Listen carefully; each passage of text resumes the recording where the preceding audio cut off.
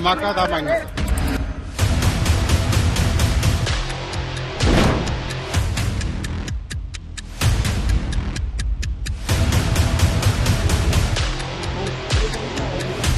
वो सारी तब्दीली चल रही है, इससे नहीं किसने फायर किया, इग्नोर नहीं किया जा सकता है।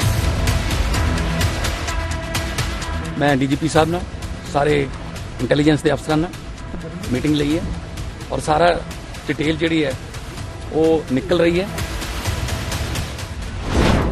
इंटेलिजेंस ऑफिस पर किसने किया रॉकेट अटैक? क्या आईएसआई के इशारे पर हुआ पंजाब में हमला? कहीं हमले के पीछे आईएसआई का K2 डेस्क तो नहीं? नए आतंकी दस्ते को दी गड़बड़ी फैलाने की सुपारी। आतंकी संगठन को दिया लश्कर-ए खालसा का नाम। जांच एजेंसियों को आरपीजी हमले में बड़ी साजिश का शक। मोहाली में पंजाब इंटेलिजेंस दफ्तर में रॉकेट प्रोपेल्ड ग्रेनेड यानी आरपीजी का हमला अपने आप में कई सवाल खड़े कर गया है। सबसे बड़ा सवाल तो यही है कि आखिर इस आरपीजी अटैक का सच क्या है? क्या ये आईएसआई के इशारे पर किया गया खालिस्तानी आतंकियों का हमला है या फिर कुछ और?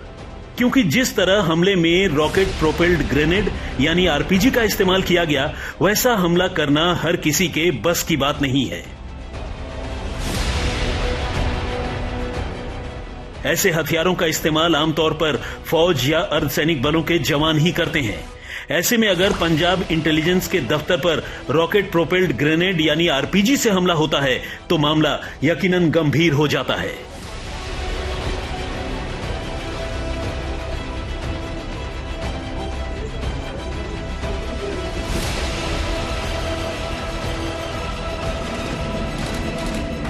उधर खुफिया सूत्रों का कहना है कि आईएसआई पंजाब को फिर से आतंकी आग में झोंकने की साजिश रच रहा है। इसके लिए उसने अपने हेडक्वार्टर में कश्मीर और खालिस्तान के लिए एक ज्वाइंट डेस्क बना दिया है। इसे नाम दिया है K2 डेस्क। K2 के पास ही कश्मीर के साथ साथ पंजाब को भी अशांत करने की सुपारी है।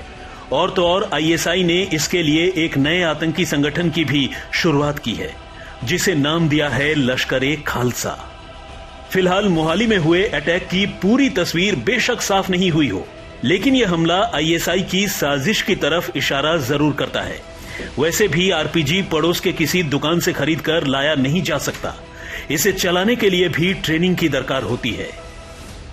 मोहाली में हुए बम धमाके की जांच पंजाब पुलिस कर रही है और अभी तक कोई फाइनल रिपोर्ट नहीं आई है। लेकिन पिछले कुछ सालों से जिस तरीके से बड़े पैमाने पर पाकिस्तान से ड्रोन के जरिए पंजाब में आईडी भिजवाई जा रही है, पिछले कुछ सालों से पंजाब के अलग अलग इलाकों में जिस तरीके से बड़े पैमाने पर टिफिन बम बरामद हुआ है और पिछले कुछ सालों से जिस तरीके से पंजाब में बड़े पैमाने पर टारगेट किलिंग की वारदातों को अंजाम दिलवाया गया है, ऐसे में सेंट्रल एजेंसियों का मानना है कि मोहाली में हुए बम धमाकों के पीछे पाकिस्तानी खुफिया एजेंसी आईएसआई का हाथ हो सकता है और इन बम धमाकों के लिए बहुत मुमकिन है कि लोकल गैंगस्टर के नेटवर्क का इस्तेमाल किया गया हो। बहरहाल पंजाब पुलिस इस पूरे मामले की जांच में जुटी है। हालांकि पंजाब के मुख्यमंत्री भगवंत मान ने इस मामले में फिलहाल कुछ लोगों को गिरफ्तार किए जाने की बात कही है। उन्होंने ये भी कहा है कि जल्द ही इस मामले का खुलासा कर लिया जाएगा और पंजाब का माहौल बिगाड़ने वालों के साथ सख्ती बरती जाएगी। काफी अरसे तो पंजाब का माहौल खराब करने ਦੀਆਂ ਕੋਸ਼ਿਸ਼ਾਂ ਜਿਹੜੀਆਂ देश के दुश्मनों ਵੱਲੋਂ ਹੁੰਦੀਆਂ ਰਹਿੰਦੀਆਂ ਨੇ और पंजाब ਦਾ ਜਿਹੜਾ भाईचारा वो इन्ना मजबूत है कि उन्होंने कोशिशों के बावजूद वो अपने इरादे सफल नहीं होंगे। कल रात जो मोहाली के घटना हुई है, मैं डीजीपी साहब नाल सारे इंटैलीजेंस के अफसरां नाल मीटिंग ली है और सारा डिटेल जी है वो निकल रही है और गिरफ्तारियां कुछ हो भी गई, कुछ हो जाएगियां तो जड़ां तक पहुँच जाएंगे। तो मैं यही बार बार कहना चाहना तुहाडे जरिए कि जिन्हें भी पंजाब का माहौल खराब करने की कोशिश की थी वो बख्शिया नहीं जाऊगा, सख्त तो सख्त सज़ा मिलूगी। उन्होंने कई पीढ़ियां याद रखणगियां कि असीं पंजाब जिहड़ा हसदा वसदा पंजाब है उन्होंने तोड़न की कोशिश की सी ਤੇ सख्त तो सख्त सजा मिलूगी। जैसा भी अटैक निकलेगा आपको बता देंगे। मेन ये है कि आपको पता ही है कि एक प्रोजेक्टाइल ने हिट किया है और उसमें जो एक्सप्लोजिव इस्तेमाल हुआ है वो TNT लग रहा है। बाकी इसमें जिस तरीके से इंसिडेंट हुआ है शाम के टाइम, उस टाइम कमरे में कोई नहीं था और इम्पैक्ट दीवार पे आया, इसलिए नुकसान कोई नहीं हुआ है। और लेकिन ये चैलेंज है और हम इस केस को सॉल्व करने के लिए पूरे कोशिश कर रहे हैं।